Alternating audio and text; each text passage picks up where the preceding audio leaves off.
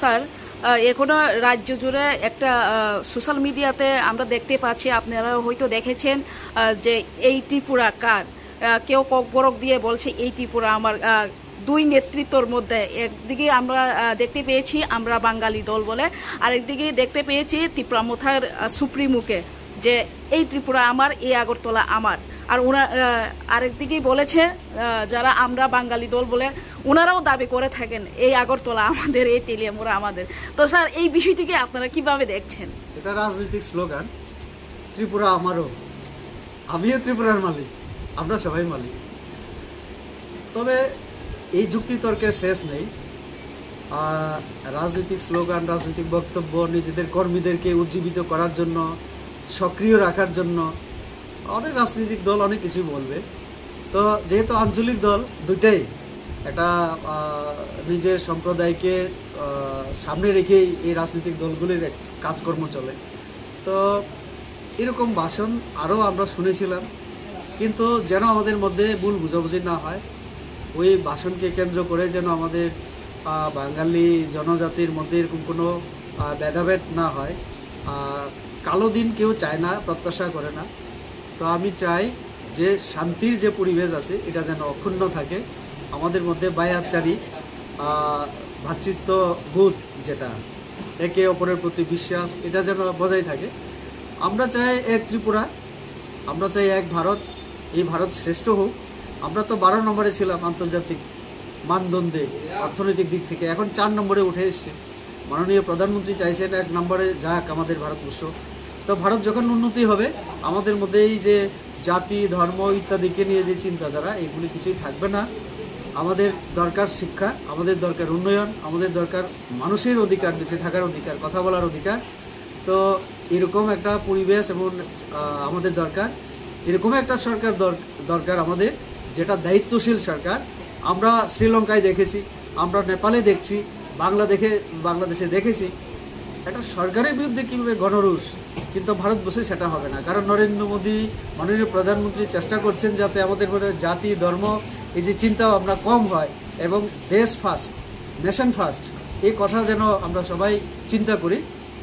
নেপালে প্রধানমন্ত্রীর রেজিগনেশন, মন্ত্রীদের মানে পিছিয়ে জনগণ, আর ওনারা দৌড়াচ্ছেন, টাকা উড়ানো হচ্ছে। তো এটা গণতন্ত্রের জন্য খুব মারাত্মক। আমাদের দেশ গণতান্ত্রিক দেশ, আমরা সবাই গণতান্ত্রিক দেশে আছি। একসময় আমাদের রাজারা ছিলেন, আমরা সবাই মানি, এটা বাঙালিরাও মানেন, জনজাতিরা তো আমরা দাবি করেই থাকি। আমাদের 184-85 জন রাজা রাজত্ব করে গেছেন। আমাদের রাজারা সকলকে অধিকার দিয়েছেন, সম্মান দিয়েছেন।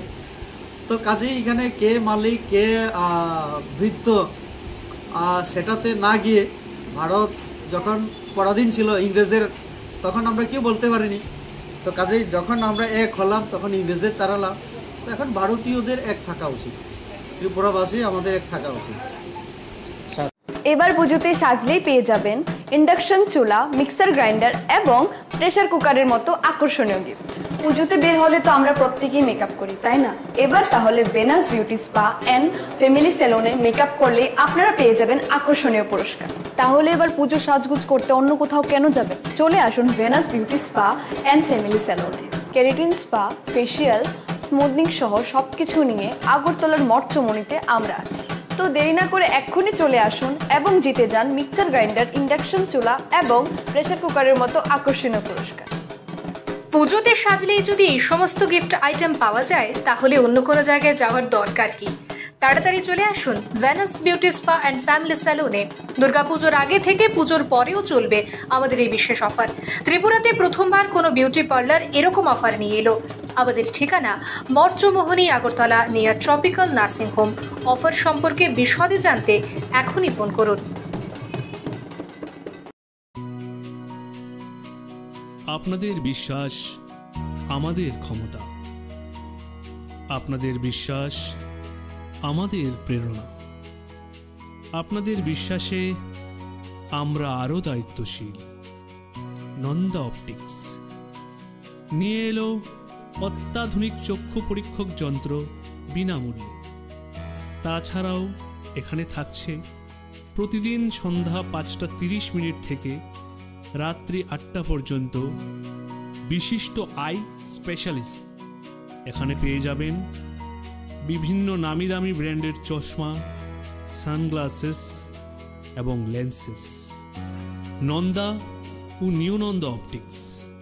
আমাদের ঠিকানা মঠচৌনি নেয়ার ট্রাফিক পয়েন্ট।